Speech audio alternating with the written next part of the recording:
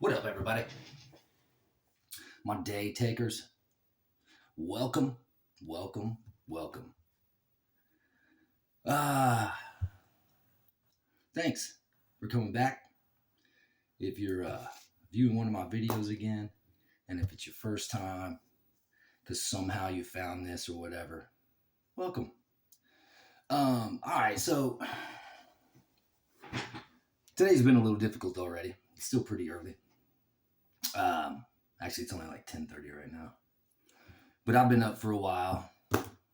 Um, And I was thinking yesterday, I keep on, this is my personality flaw, I guess, is I pile on all these tasks and I'm like, what?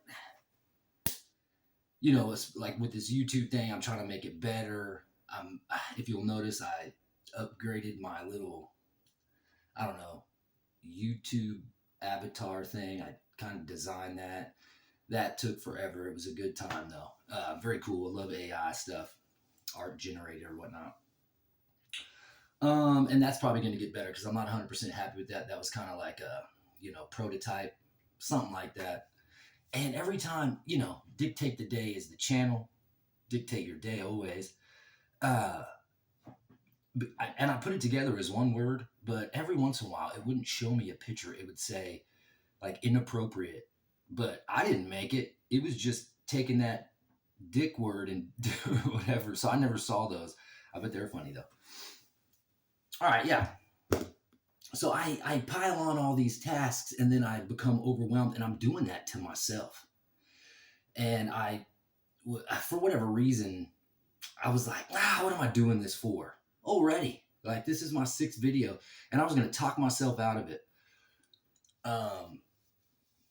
And then I just kind of was like, shut up, inner voice, and just keep doing it. Just keep grinding it. Who cares? I told myself in the beginning, and I'm telling myself again, who cares? Just get in there. Get in there.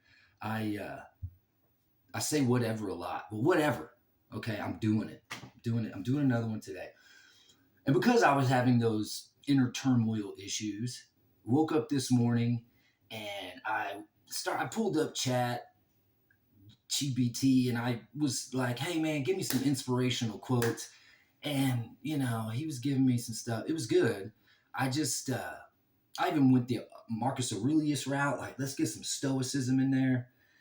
And, definitely that dude is the OG, or one of Mr. Stoicism. And the one I thought, I wrote down a couple notes here. Success is not final. Failure is not fatal. That's pretty rad. Your mind will take the shape of what you hold in thought. So, keep it positive in there. And then the human spirit is molded by such impressions. Okay, yeah. But I don't know. So I'm getting ready this morning, washing my face, doing all my tasks and duties. And I had YouTube up and, I saw a little short and I clicked on it and then they catch you in the doom scroll with the very first one, which changed my day completely. And I was like, bro, you don't have, it got me choked up. I was like, okay, I need to get busy. I don't know if this woman is like a Russian woman or what. And I think I've seen videos from her before, but it was just like it was a short. So it was real small. But this woman, I don't know if she was born with no arms or what, but this woman, she has no arms. She has like a toddler child, 1 or 2 years old. She is making her bed. She's making a YouTube video with her feet. She is helping her daughter brush her teeth. She is using her feet to open the toothpaste bottle and reach up on the counter and give the toothbrush to the kid. Oh, bro, I have nothing to complain about. So, yeah, here we go. And through all this, I have kind of like not really picked a subject or anything to dwell on today. I thought about talking about, because I said I was going to shave. I haven't done that. I'm probably going to do that next. Kind of depends on when the wife gets home because I got to hit the gym, run some errands again. Uh, the kid is doing some type of potluck at school, so I have a little more time to get things lined up for the day. More of all the honeydews that I got. Keeps me busy and I like it. So please, honeydew on. And then I was like, you know what? This is what I should do. I was going to record shaving my head because I'm, prepping to go look for jobs again and again and again. And then I was like, oh, you know what I should do is I should take, I'll have my phone with me during the interviews. I should record the interview, come back, talk about it. I'm also trying to figure out CapCut so I can do like split screen stuff. So maybe we can watch it together. Plus, I want to show y'all some crazy videos that maybe you've seen already. I kind of want to give you my thoughts on it. Maybe you haven't. So I'm trying to get that figured out. I was texting with the son today, all that good stuff. And then I was going to bring, like, let's say I get the job and then I take you to the job on the first day. I don't know what I can get away with recording on that process, but what a cool way to, what's the word I'm looking for? I don't know I just thought it'd be a cool way to bring you along for that adventure. Because if you've never experienced server, bartender, atmosphere, any of that kind of stuff, it's fun. It can be super interesting. Or if you're an OG in the game, you could watch it and be like, "Fool, you messed up. You should have done it," or whatever. So maybe I am going to do something like that. But these are all thoughts that I'm just like, hurrah, I have attention deficit. Hey, you want to go on a bike ride? Real bad. So, I'm going to get this done. I feel like this video is going to be choppy today, and I just, whatever.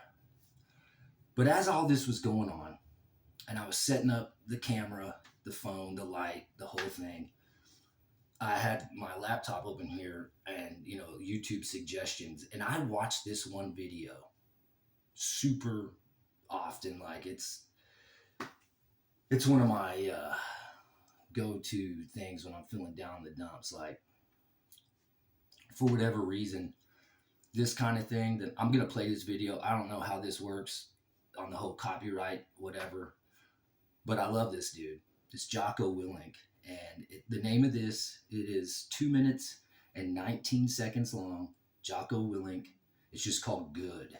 And it's basically, this thing has made me cry before, depending on what's going on in my day. Like, quit being a bitch and go get it. Because no matter what it is, it's good.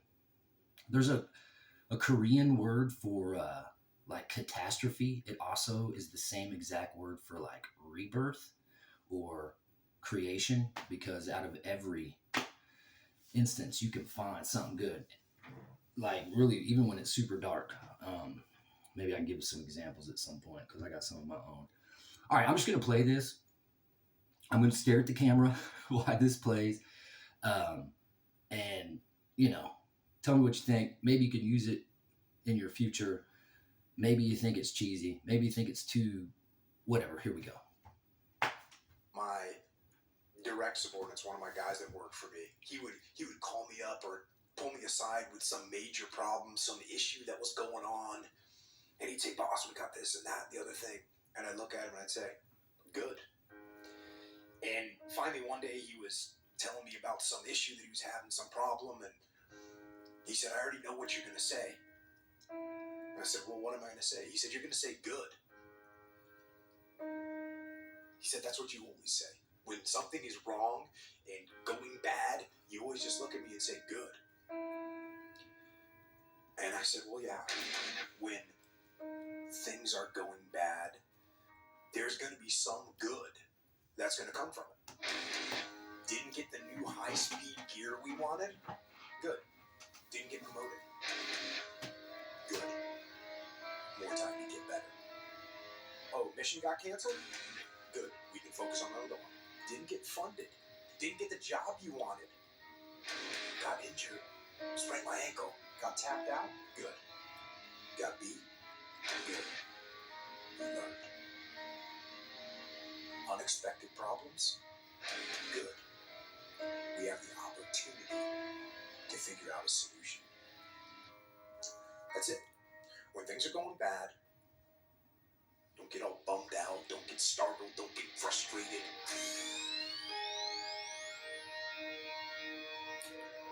say the word good, guess what? It means you're still alive. It means you're still breathing. And if you're still breathing, well then hell, you still got some fight left in you.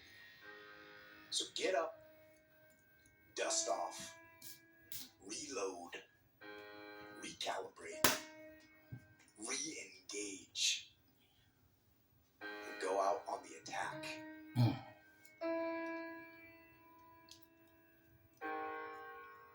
Get after it.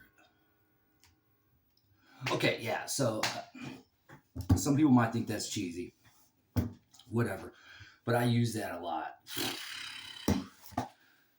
You know, I'm going to use some of this interaction with my watchers, followers, day takers to promote physical fitness and activity and things like that, because I use that for multiple reasons. For one, my overall longevity, but 90 some odd percent is for this. Like if I am feeling depressed or overwhelmed or whatever, and usually when that emotion is running through you, it sucks the energy out of you.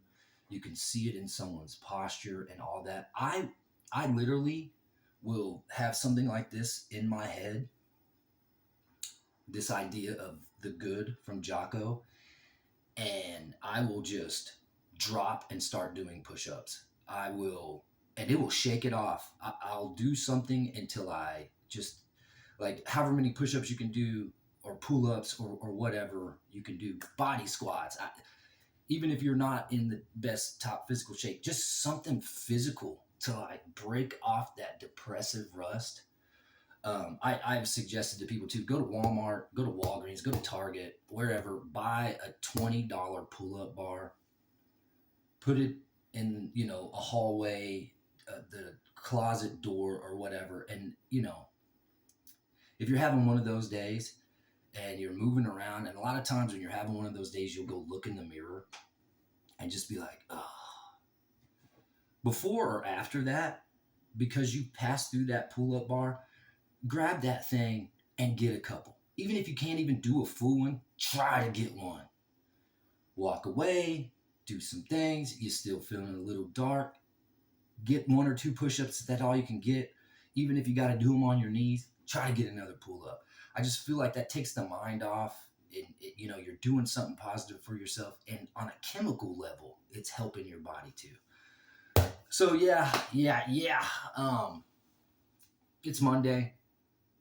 It's rainy and cold outside. That's why I'm doing this in here, because I really want to get out there and move around. I'm going to anyway, but I just can't.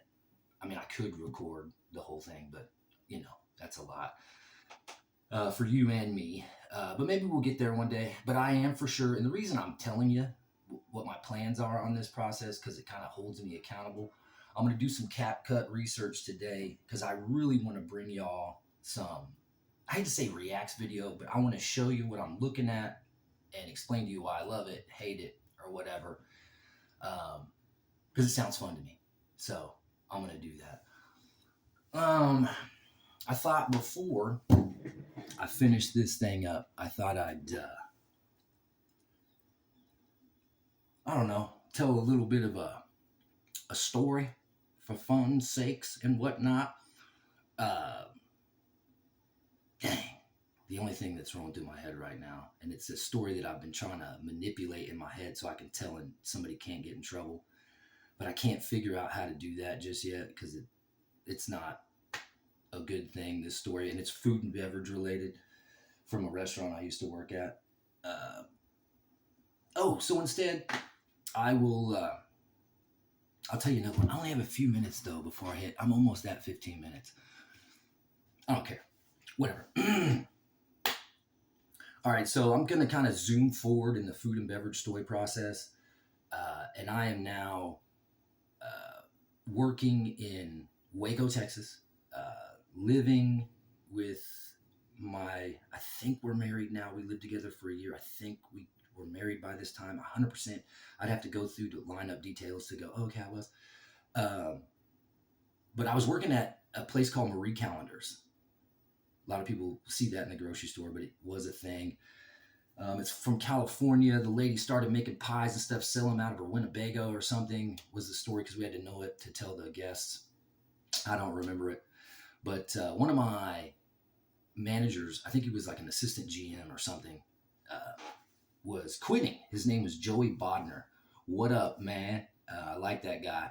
He was a freak though, but hey, I love the freaks. He was a feet freak. Maybe I'm telling too much. My bad. And that to me just, I don't know. It's kind of funny. Feet, but I get it. Whatever floats your boat, homie. Whatever sinks your ship. So this guy, I think he was unhappy with the current situation at the restaurant. I don't know. Management sucks. I'm going to tell you right now. I've done restaurant management way too much, and it'll pull the life out of you, especially if you care. If you care about, and you're trying to make other people care. And, oh, man, I get really invested, and it breaks my heart sometimes. I take it home. Super stressful. Anyway, he let me know a new restaurant was coming, and he wanted me to come along. And he was like, hey, man, because I had bartending experience before, just not a whole lot of it. I shared some of that, and then I did some other stuff along the way. But I definitely wasn't a skilled bartender at this time. And Joey said, hey, man, if you come to work with me over here at Tony Roma's, was the name of the place for ribs. They may even still be around. I know they still sell the barbecue sauces at the grocery stores and whatnot. Pretty tasty. Ribs are amazing. But they had all kinds. They had a Carolina pulled pork sandwich. That thing was bomb shadiggle. But he was like, if you come with me over there to open this brand new restaurant, right, I think it was right on Waco Drive or something. It was right across from the TGI Fridays, and there was like a Walmart set behind it. I bet it doesn't even look the same over there anymore. This was like 20 years ago. He's like, I'll make you a bartender. And I was like, bro, I have never bartended in a real setting like that before. I don't know drink recipes. He's like, yeah, but you're great with people. You'll figure it out. He was like, just go home.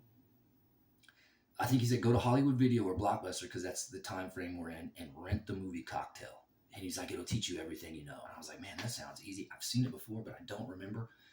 Let me check it out. Okay, it's a cool movie. I watched it. And you know what? Okay, there's a couple drink recipes in there. One is a Cuba Libre, which is a rum and Coke with a lime. And because he has an argument with a cocktail waitress, because she says, I need a Cuba Libre. And he's like, I don't know what that is. It's a Rush Hour. It's in a TGI Fridays, actually in the movie. I think in New York is where it's set. And he's like, I don't know what's in it. And she's like, it's just a rum and a Coke, you asshole, or whatever. He was like, why didn't you just say that? And I think maybe there's another recipe. I don't know. But you know what that movie really teaches you? Because at the end of this movie, or close to spoiler alert, it basically teaches you not to go into a business with an alcoholic bartender, because he's going to end up offing himself on a boat after you buy him a bottle of Louis Trey. I'm being funny, but it didn't teach me anything about bartending. Nothing really, except for it's fun, and it's kind of like living a movie. Sometimes, some nights, especially in nightclubs. So yeah, I went to work there. I did all my research, got the Bartending for Dummies books, and man, I did really well. I killed it. As a matter of fact, it was the first job where people started calling me Dick. And that's what it was. They called me Big Daddy Dick. That's what the name tag said, because my wife at the time, my ex-wife, was pregnant with my first son. So I was about to be a daddy. My name was Richard. So the name tag said Big Daddy Dick. So I got to, create the character and the whole thing. After we did we did a soft opening, and then we did a VIP night. That's usually how it's done when you open a restaurant. I was working with a couple bartenders, two dudes that had come. They were really skilled bartenders. They had come from other places, nightclubs. I think one of them was still working at TGI Fridays. I think he was a manager over there or something. One of the dudes was a little more personable than the other one. And then a girl, I can't remember her name. She was really cool. Her boyfriend was really cool. We would hang out. I can't remember.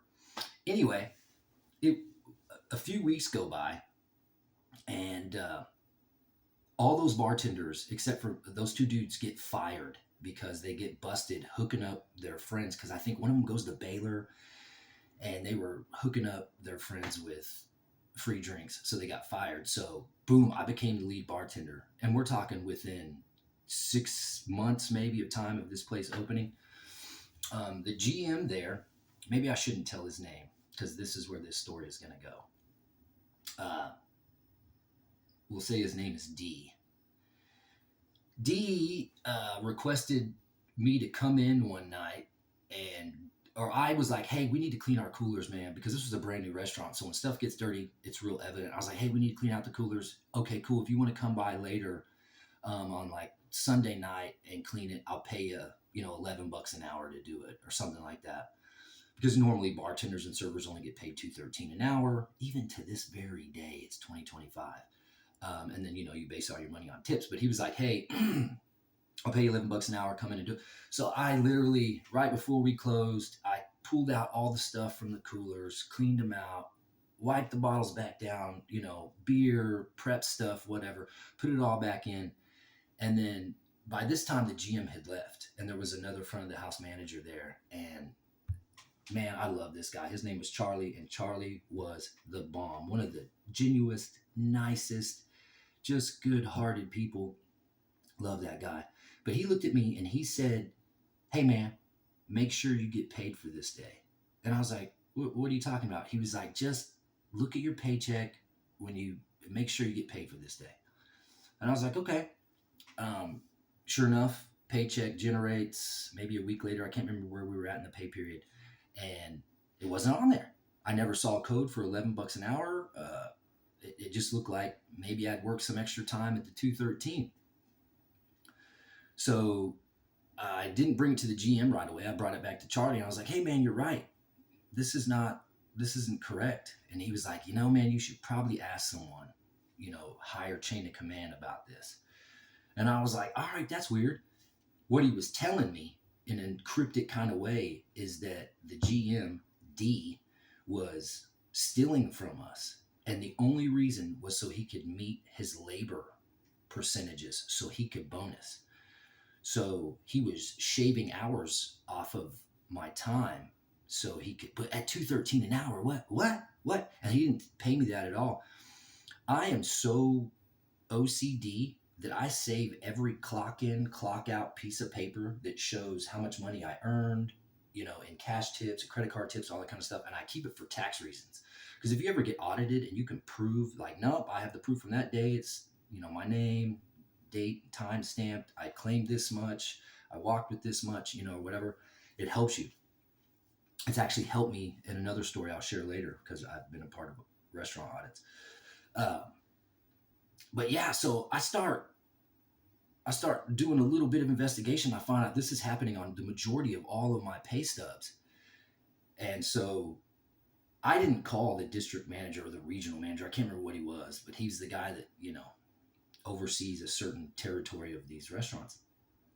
That dude shows up one morning. I'm opening up the bar. He calls me over. This is back when there were smoking sections in bar, and he was a smoker, and he was sitting in the smoking section, could see him, had his laptop up, and then he called me over to come talk to him. And I was like, what's up? He's like, hey, I understand something's going on with your paychecks. And I was like, yeah, man, it looks like my hours are not getting on there. I'm not getting paid. Like, I'm getting my tips and stuff, but my hourly wages are moving. And I came in to do some detail work, and it's not even on there. And he was like, okay, do you have any proof of this? I was like, yeah, man, I save every single one of my clock in, clock outs. I have them at my house. He was like, run home real quick and get them. So I was like, all right. And I literally had this old Christmas box. It had like snowman wrapping paper on it. And it was like a shoebox or something. And I would, every morning it was in the top, or every evening in the top of my closet, I just take that out of my wallet, stick it in there. So they weren't organized at all. So I show back up at the restaurant, and he's sitting at one of the tables in the smoking section, and I dump them all out. So he spends the next 20 minutes putting them all in order, and he's on his laptop, and he calls me over, and he's like, I'm sorry, we're going to get this all taken care of. We owe you this amount of money, da-da-da-da-da. And I was like, okay, cool. And then he's like, go ahead and go back to work. So I go back to work, and then, you know, I'm watching what's going on. I was like, ooh, what is happening? So he rolls over, because it was like a halfway open kitchen line. He walks into the kitchen, walks out of that door, and the manager's office is right there. He goes into the manager's office, in there for about not even 10 minutes. And then I see him walk D, the GM, out the front door. He was fired. He never came back again. Man, I had no idea that I was going to cause that. I wasn't really sure what was happening, but then they sat me down and they gave me the breakdown. They said what he was doing, and he did it to every single employee in the restaurant, the back of the house, all the kitchen people, the prep people, the busters, everybody. He would just go through every single night and shave off a few hours and minutes. Sometimes it would be like decimal points of time, which was crazy because he had already met the labor bonus. He just wanted the extra praise. Bro, I felt bad at first, right? So I'm walking around with a little bit of guilt, but yet I did the right thing. And, you know, now we're all getting paid what we're supposed to get paid. There was a prep cook, line cook in the back, and she was very animated and aggressive and angry. And she had kind of befriended Mr. D, the GM, and now he's gone. And now everyone knows I stimulated this thing to happen. And she starts screaming at me. I'm on the other side, like prepping up, you know, different garnishes for the day to begin, because I'm helping them because I've already finished the bar. And she starts screaming about me, how I got her boy fired and he took care of us and all this.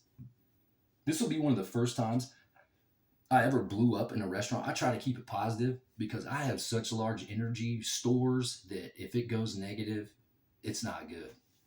It's stage 3, watch your mouth, mushroom cloud. Especially back when I was in my 20s, I did not have a good gauge to keep myself in check. And so I erupted in anger, and I was like, listen here, you stupid mother, you know, whatever. He was robbing from you. He was stealing from you. This woman had like 3 children too. I was like, he's stealing from your babies. He stole from us all. Go talk to Charlie. Go talk to anybody in there. I think the district was actually acting as our GM at the time. I was like, go talk to them and ask them why he got fired. Quit bitching at me. You know, I did a good thing. Go double check. A couple days rolls by, and she comes back and she like puts her head on my arm. And she was like, I'm sorry. Because we were cool. Because of her energy, I liked it. But then, you know, we weren't, and then we were again. So yeah, I got a GM fired because he was stealing from me. One of my old school stories. There's more details in there, but this video is already long enough. Felt good to tell that story too. And I'm in a little bit better mood. And remember, you know, these days, I'm off the story now. I'm back talking to you about motivation and whatnot. Damn motivation. It's all about discipline. Just remember, everyone,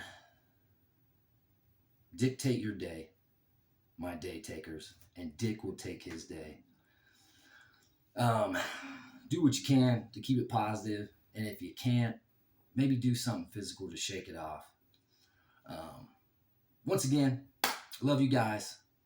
I hope this Monday, even though it's gloomy and crazy, at least in my neck of the woods, there's still reasons to find positivity in it. One thing I'm going to clean on to is I got to talk to you. I got to give you a little bit of story. You know, all the good stuff. My family loves me. I'm healthy. I got my arms, you know, all that. Thankful positivity. All right, guys, I'm out. See you next time. It's going to be tomorrow, and it might be another rambly, jumbly mess, but I love you. Thank you. And we'll see you next time. I always think that's going to work.